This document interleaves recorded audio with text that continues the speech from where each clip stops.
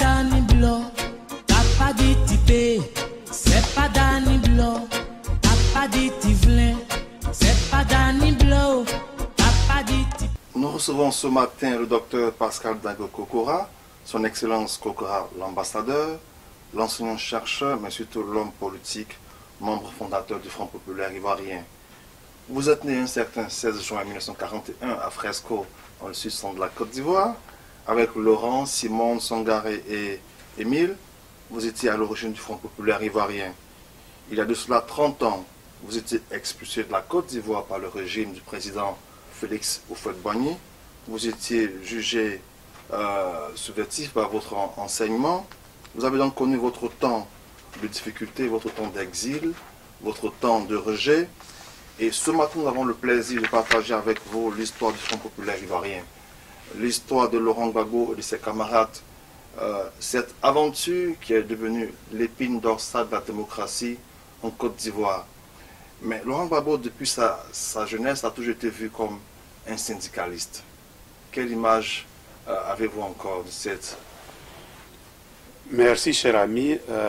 Avant de pouvoir parler de Laurent Gbagbo comme un syndicaliste, je voudrais définir un peu avec vous certains concepts que nous allons utiliser durant cette interview. D'abord, le terme syndicalisme, et puis syndicaliste, et puis un autre terme que peut-être je vais aborder, c'est le terme corporation.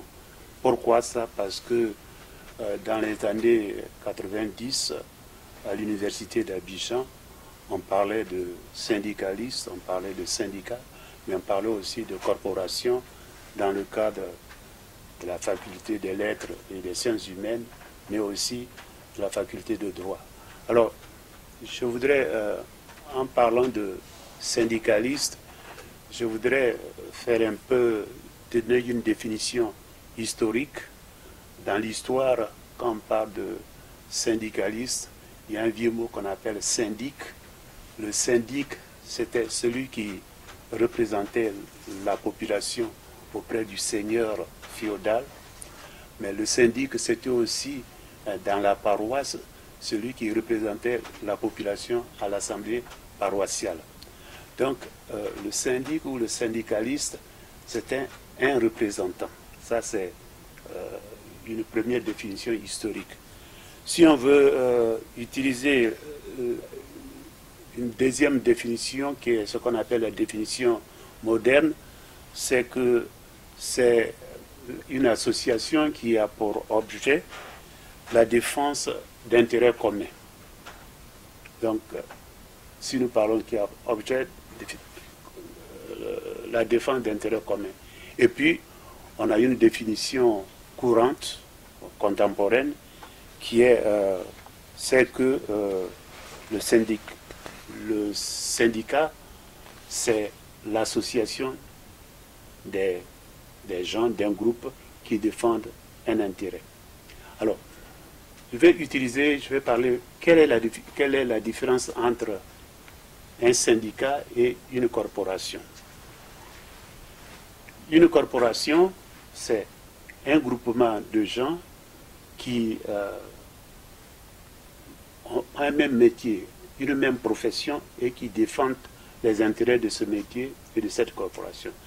Je parle de ça parce que à l'université d'Abidjan, dans les années 70, il y avait d'un côté des étudiants qui s'enrôlaient dans un syndicat étudiant, mais il y avait d'autres étudiants qui s'enrôlaient dans une corporation. Par exemple, en lettres, il y avait la corporation de lettres et sciences humaines. En droit, il y avait la corporation de droit, de la faculté de droit. Et quelle est la différence entre la corporation et le syndicat? C'est que dans les années 70, on n'avait pas encore, j'allais dire, les facilités d'Internet, de prendre des cours en ligne, de suivre des cours en ligne. Donc, il fallait qu'il y ait un organisme qui s'occupe de faire des polycopies, pour que les étudiants puissent avoir les cours qui étaient dispensés en amphi, puissent les avoir de façon à pouvoir réviser plus facilement leurs cours, pas seulement à partir de leur note manuscrite, mais à partir d'un polycope qui avait été bien préparé. Et c'était le rôle de la corporation. Par contre, le syndicat, c'était des regroupements d'étudiants qui davantage s'occupaient du respect des franchises universitaires et qui étaient beaucoup plus politiques, tandis que les corporations étaient beaucoup plus techniques. Alors, vous dites que, vous me posez la question, on a toujours considéré Laurent Gbagbo comme un syndicaliste. Laurent Gbagbo lui-même se définit comme l'enfant des élections. Mais je pourrais autant aussi dire qu'il est l'enfant des syndicats. Parce que, comme je vous ai défini, le syndicat, c'est celui qui représente un groupe. Vous avez la définition historique. Et je me rappelle, en 1958, c'est la première fois où mon grand frère, qui était le directeur du petit séminaire Saint-Dominique Savio à Gaïwa, je suis allé le voir parce que je suis allé un peu avant la fin des cours, le début des vacances, parce que je devais avoir une intervention chirurgicale, donc j'étais au petit séminaire de Benjerville et donc je suis parti à Gaïwa chez mon frère. Et c'est en 1958 pour la première fois que je rencontre Laurent Gbagbo, qui était au petit séminaire, je ne sais pas s'il était en 6e ou en 5e, je ne me rappelle pas très bien, mais il m'a frappé, il m'a donné l'impression que c'était un jeune à l'époque qui était un meneur, qui était un leader. Donc, je veux dire que le syndicalisme de Laurent date depuis 1958, après quand je ne l'ai pas suivi pendant ces années de lycée, mais après à l'université, pendant qu'il était à l'université, il était toujours syndicaliste. Alors, je reviens un peu, je dis que c'est important, le syndicalisme est important parce que pour devenir un politicien et un vrai politicien, il faut avoir fait du syndicalisme. Prenons l'exemple de Houphouët-Boigny, qui en 1945 crée le syndicat agricole africain, et c'est à travers ce syndicat agricole africain qui défendait les intérêts des planteurs qui se trouvaient lésés par les colons, qui bénéficiaient des travaux forcés des indigènes et pas les planteurs africains. Donc, ils se plaignent et ils forment un syndicat. Et en l'espace de quelques mois, il y a 20 000 qui adhèrent au syndicat. Et Houphouët va devenir par la suite un politicien, non pas parce qu'il était chef traditionnel, non pas parce qu'il était médecin, mais parce qu'il a formé un syndicat, et ce syndicat l'a propulsé finalement quand il a créé le PDCI, qui a été la transformation du syndicat agricole africain en parti politique. Donc, à vous entendre, vous dites qu'il est mieux de passer par un syndicat pour être un bon homme politique. Quels sont les avantages? Parce que, prenons un terme militaire, ou puis après on va prendre un terme musical, on dit en termes militaires, il faut faire ses premières armes. Ça veut dire, c'est le début d'une carrière. Faire ses armes, vous voyez, on utilise un terme militaire. De même en musique, on dit il faut faire ses gammes, c'est-à-dire faire la pratique sur le clavier pour pouvoir devenir vrai musicien. Et je dirais qu'en politique, il faut avoir fait du syndicalisme, c'est-à-dire être représentant, puis se former pour pouvoir être politicien. Autrement, on fait de la politique, on fait on devient opportuniste parce qu'on n'a pas la formation de base que le syndicat donne à quelqu'un qui veut faire de la politique.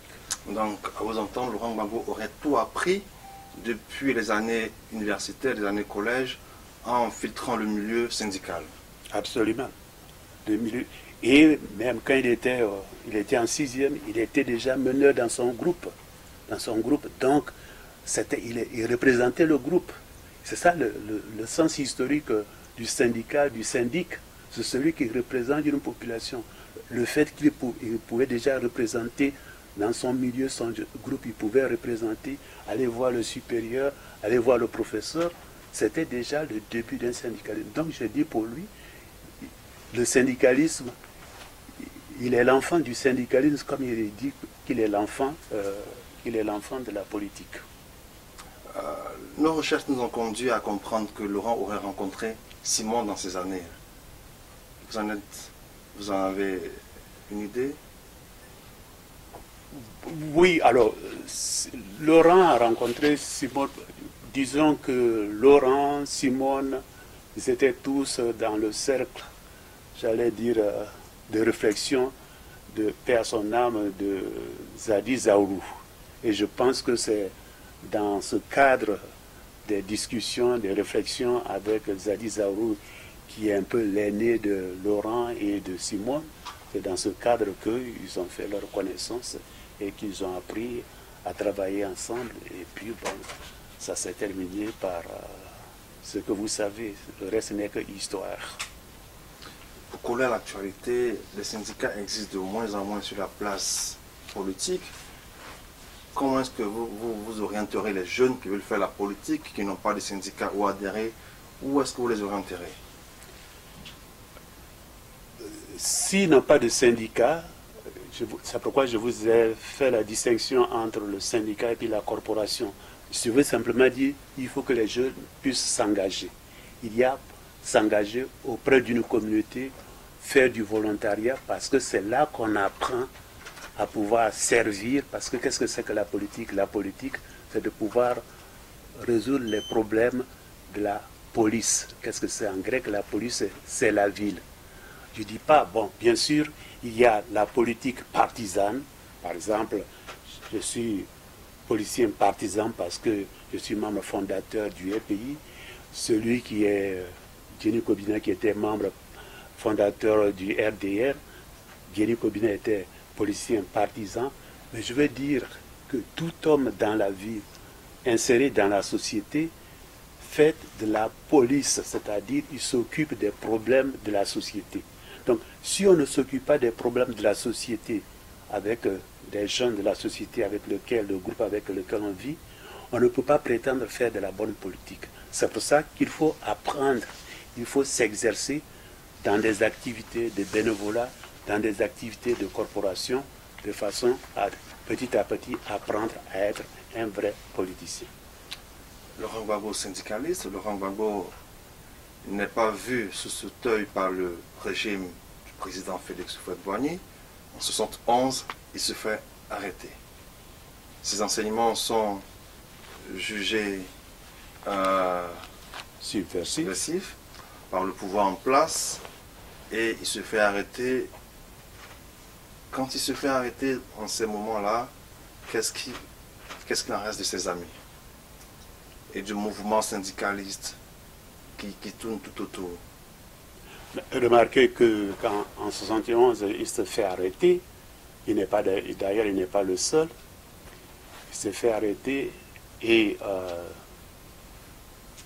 Albert Oba, qui était le directeur de cabinet du ministre de l'Éducation nationale, se fait arrêter parce qu'on accuse Albert Oba d'avoir donné une autorisation à Francis Vaudier pour être allé préparer son agrégation en France. Donc, comme dans l'Ancien Testament, les enfants vont souffrir parce que les parents ont mangé la pomme verte. Donc, c'est Albert Oba qui va aller à Séguéla faire la prison à la place de Francis Vaudier. Pourquoi Francis Vaudier, on voulait l'arrêter? Parce que Francis Vaudier est le fondateur ou bien a été parmi ceux qui ont fondé le syndicat de l'enseignement supérieur, le SINARES.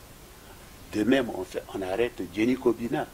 Jenny Kobina, à l'époque, qui plus tard a fondé le RDR, on l'arrête en 1971 aussi, parce que Jenny Kobina était le fondateur du SINESI, c'est-à-dire le syndicat des enseignants du secondaire de Côte d'Ivoire. Donc, ce n'est pas fortuit. Et troisièmement, on arrête Laurent Gbagbo parce que c'est un syndicaliste né et c'est le syndicalisme qui le pousse à pouvoir donner aux étudiants des éléments de réflexion dans ses cours.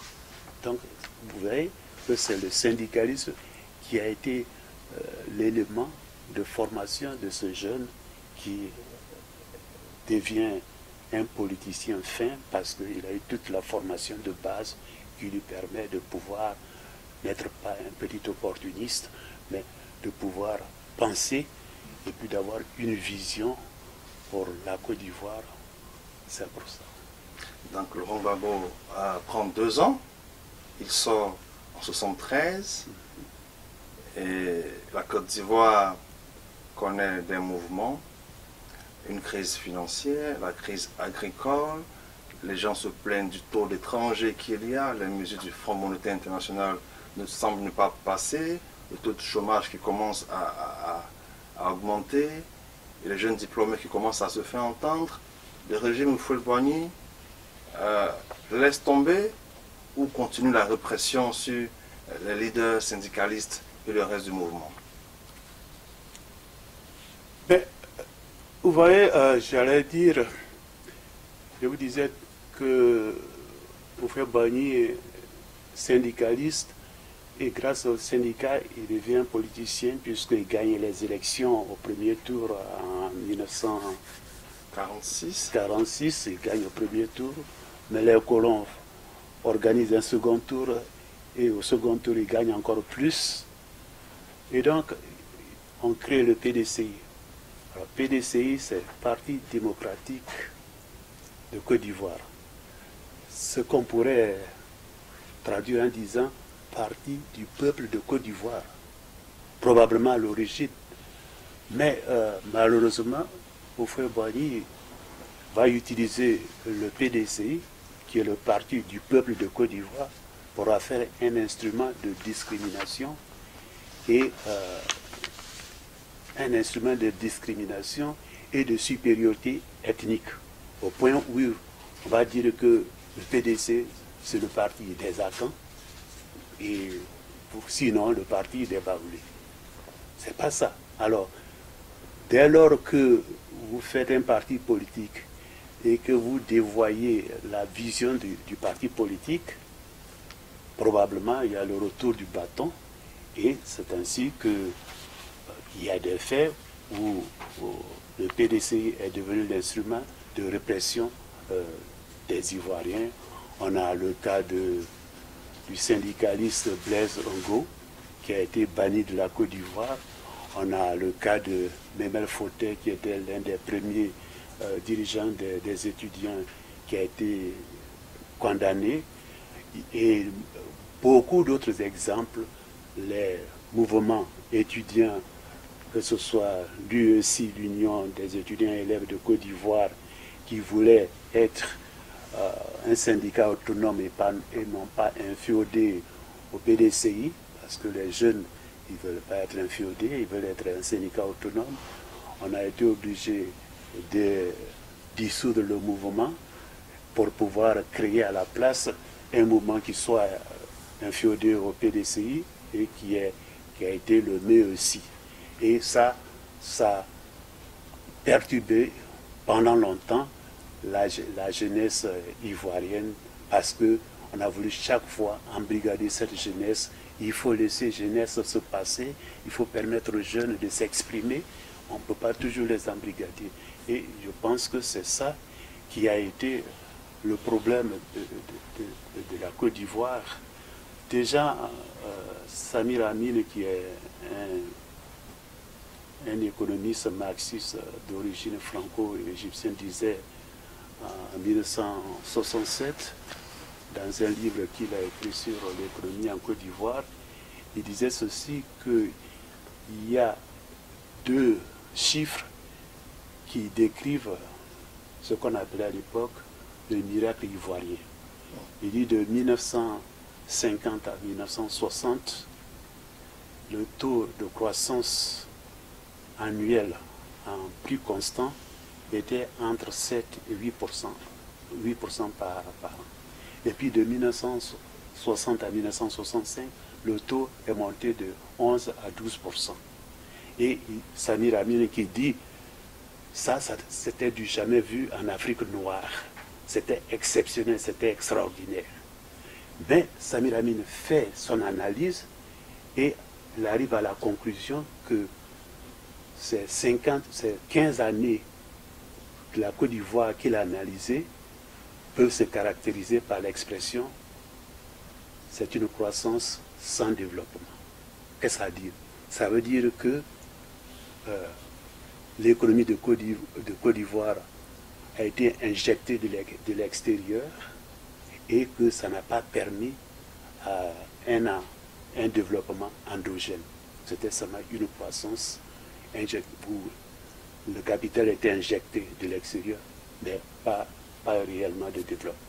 Alors, c'est un peu tout ça que Laurent, qui est un historien et qui pense que la Côte d'Ivoire est un pays qui a de petites ressources, mais qui, s'ils sont bien gérés, peut permettre aux Ivoiriens de pouvoir être heureux dans leur pays.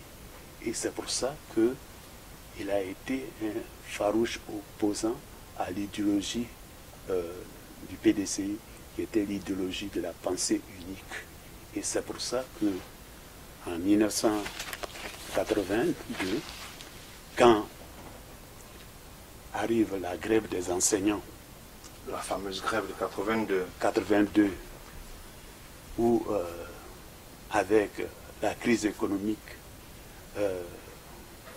le Fonds monétaire, la France, tout le monde fait pression sur Houphouët. Et Houphouët décide de pouvoir diminuer les bénéfices de ceux qui sont les bénéficiaires en Côte d'Ivoire. Parmi les bénéficiaires des logements, il y a les militaires, il y a les magistrats et les enseignants. Oui, les enseignants, mais il y a un autre groupe. Et finalement, les enseignants. Mais Houphouët-Boigny ne peut pas toucher aux militaires parce qu'il craint un coup d'État. Il ne peut pas toucher aux magistrats. Alors, qu'est-ce qui reste? Les enseignants. Les enseignants. Donc, on décide qu'on va réduire les salaires, les logements des enseignants, on va réduire les salaires, et ça, les enseignants ne l'entendent pas. Parce que les enseignants, ils font du travail, ce n'est pas ceux qui reçoivent le maximum en Côte d'Ivoire, et ils ne peuvent pas accepter qu'on puisse, avec les AGB qu'on a fait pendant les années 70, on ne peut pas accepter que ce soit ceux qui soient sacrifiés. Et les enseignants n'ont pas accepté. Et donc, parce qu'il y avait deux syndicats, le syndicat de l'enseignement supérieur, le SINARES, et le syndicat de l'enseignement secondaire, le SINESI, qui ne voulaient pas appartenir, qui ne voulaient pas aller au congrès du PDCI, Houphouët-Boigny a trouvé que c'était les ennemis, ses ennemis politiques, et il fallait absolument rompre avec ceux-là. Et c'est ce qui a provoqué... Alors, Laurent Gbagbo est vu comme le leader de cette contestation de 82. Non, il n'est pas vu... c'est pas le leader, on en a fait... Il ne sait pas, d'ailleurs, lui-même, il se pose la question, pourquoi c'est sur sa personne qu'on a voulu utiliser pour pouvoir résoudre un problème qui était absolument en devoir du problème des enseignants. Qu'est-ce qui se passe? Des étudiants du MESI viennent au début du mois de février demander à Laurent Gbagbo de faire une conférence. Et il rétorque à ses étudiants, moi je ne peux pas faire de conférence parce que je n'ai jamais adhéré à l'idéologie du MESI qui est inférieure au PDCI. Les étudiants insistent. Et non, comme c'est un homme qui a des principes et qui respecte ces principes, l'empêche de pouvoir aller donner une conférence à des gens dont il pense qu'ils sont inférieurs à un système, et pour ça il n'accepte pas. Et on ne sait pas pour quelle raison il y a des étudiants, un groupe d'étudiants juristes qui viennent lui demander de faire une conférence avec un autre titre. Je n'ai pas le titre exact de ce titre. Bon, mais comme ce sont des étudiants juristes, probablement, comme je parlais de corporation, cette corporation, il n'a pas d'attache politique, donc il est prêt à faire la conférence. Et puis, d'ailleurs, les MEE6 avaient sollicité Zadi Zaourou pour faire la conférence. Pour quelle raison ça n'a pas marché?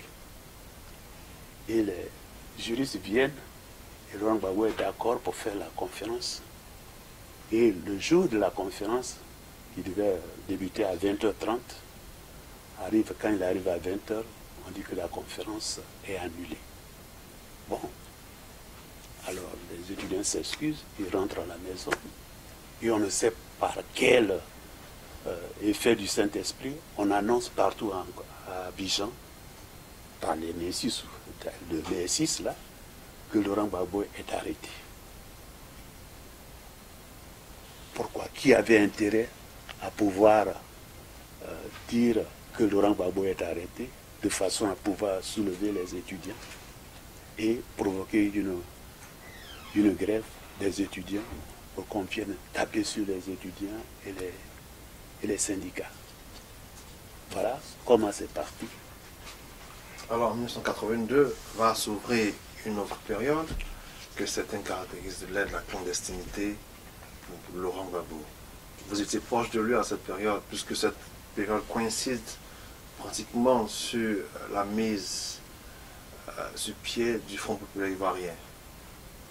Vous étiez 5. Oui. Donc, cette grève dure du 8 février au 2 mars. C'est la plus longue grève qu'on ait connue dans l'enseignement supérieur. Et il y a eu des tractations dans tous les sens et tout ceci. Et il semble que les autorités ivoiriennes aient perdu pied parce que ce qu'ils escomptaient n'est pas arrivé. On pensait que les étudiants, on a d'abord commencé pour en faire un problème ethnique. Et puis voilà, c'est encore les BT, c'est le Gbagbo qui est le BT, c'est Zaourou qui est le BT, c'est Kipré qui est le BT. Alors subitement, on fait appel aux militaires BT qui viennent faire une déclaration pour dire que les militaires BT ne sont pas concernés, et puis tout ça, allégeance au pouvoir. Et puis et puis les fonctionnaires BT aussi viennent faire allégeance. Tout ça pour un problème qui est un problème des enseignants du supérieur, on le transforme en un problème ethnique. Et vous faites moyen de dire que oui, les BT ont été toujours contre lui, Didier Capri a été contre lui, et puis ainsi de suite. Donc, fixation sur, et d'ailleurs, ils étaient trois BT, mais spécifiquement fixation sur Laurent Gbagbo. Et puis, Laurent Gbagbo se trouve être convoqué par le ministre de l'Éducation nationale, Paul Akoto-Yaou, qui le garde, alors que la rumeur dit qu'il est arrêté. Paul Akoto-Yaou le garde de 8h à 14h chez lui, au bureau, au ministère de l'Éducation, et puis il l'invite à manger à midi. Et puis, pendant il finit de manger, Paul Akoto-Yaou téléphone à Ouassena et il dit suffisamment haut pour que Laurent puisse entendre. Laurent est probablement en train de boire sa dernière coupe de champagne d'homme libre. Bon, quand un ministre de l'Éducation nationale dit au téléphone à un ministre de la Sécurité, est-ce que ce n'est pas une menace qu'il faut prendre en compte? Donc, c'est un peu, voilà l'ambiance dans laquelle on était. Mais en même temps, à l'occasion de cette grève, et je vous disais que la grève qui a duré, la grève la plus longue, Février, mars. février en mars, on s'était réunis 5 et on s'est dit, il faut qu'on mette en sourdine nos activités syndicales pour passer comme vous l'avez fait. Comment est-ce que le choix a été fait de Simon à Laurent, je vois le lien, de vous à Laurent, de Bogadoudou, de Sangaré? Comment est-ce que la connexion a pu être faite?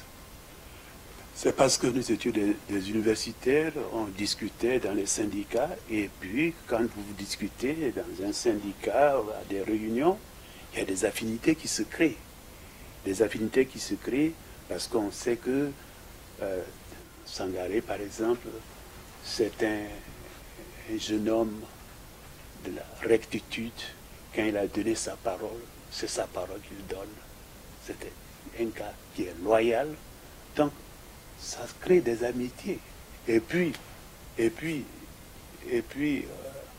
le fait qu'il y avait aussi d'autres steaks, c'est que Sangaré, peut-être pas Bogadoudou parce qu'il était déjà en France, Laurent Gbagbo, Sangaré et moi-même, nous avons fait 10 mois à Séguéla. Quand en 1971, on nous a amenés à Séguéla, parce qu'il y avait aussi eu une grève, on est resté à Séguéla 10 mois, et puis bon, on est revenu donc à Séguéla. Ça s'est créé, les liens se sont affinés, si bien que quand on est revenu sur le campus, bon, quoique Sangaré était en droit, petit à petit, il y a des choses, des affinités qui se sont créées parce qu'on est resté pendant 10 mois à Séguéla ensemble. Et pourquoi avoir choisi Dabo pour lancer les bases du Front populaire ivoirien? Ben, je ne sais pas, moi j'étais déjà parti à l'époque, je ne sais pas, mais je veux dire qu'ils ont trouvé une opportunité et ils ont été certainement quelqu'un qui avait suffisamment de courage pour leur dire, bon, moi je vous laisse ma forêt, ou je laisse ma maison dans ma forêt et puis je disparais. Tout ceci, c'est ce que les rumeurs qui sont faites, c'est quelqu'un qui a mis à leur disposition sa maison et puis qui n'était pas à la réunion mais qui tournait autour pour éviter que des gens, des oreilles viennent récolter ce qu'il y avait. C'est-à-dire que dans cette Côte d'Ivoire, il y avait des gens qui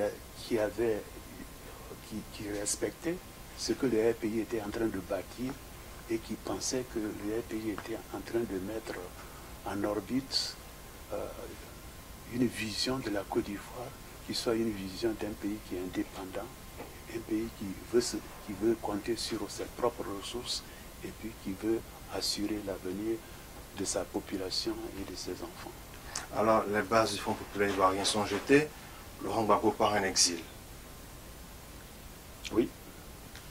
Donc, nous avons la réunion dans le salon, dans mon salon à la Tour Golem, l'appartement 42, et puis on dit il faut passer à la phase politique.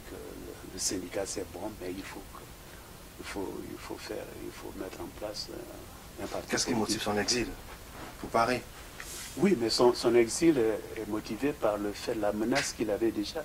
Je vous ai dit que le ministre de l'Éducation nationale dit au ministre de la Sécurité que Gbagbo est probablement en train de boire sa dernière coupe de champagne d'homme libre. Quand on dit ça, assez fort pour que vous puissiez entendre et que vous n'êtes pas suffisamment bête, vous pensez à quelque chose et vous pensez à votre sécurité. Donc, après notre réunion, et il est revenu quelques temps après, il a proposé au groupe, il dit, bon, je pense qu'il faut que je puisse parler. Et je crois qu'il y a eu le consensus, on a dit oui, il faut partir, et puis on va essayer de mettre cette idée sur la place publique en Europe. Quand Laurent Gbagbo part en exil en 82, Simon se trouve où? Vous êtes où? Sangaré se trouve où? Et il se trouve Émile Bogadoudou. Émile Bogadoudou se trouve en ce moment, il se trouve entre Abidjan et Bordeaux parce qu'il était en train de finir sa thèse, mais sur place, Simone Sangaré, Kokora, nous sommes sur place et nous décidons d'entrer dans la clandestinité immédiatement parce que on a eu les conseils nationaux où le chef d'État nous a toujours dit quand il y a 30 personnes, quelqu'un parle, la troisième personne, c'est mon oreille.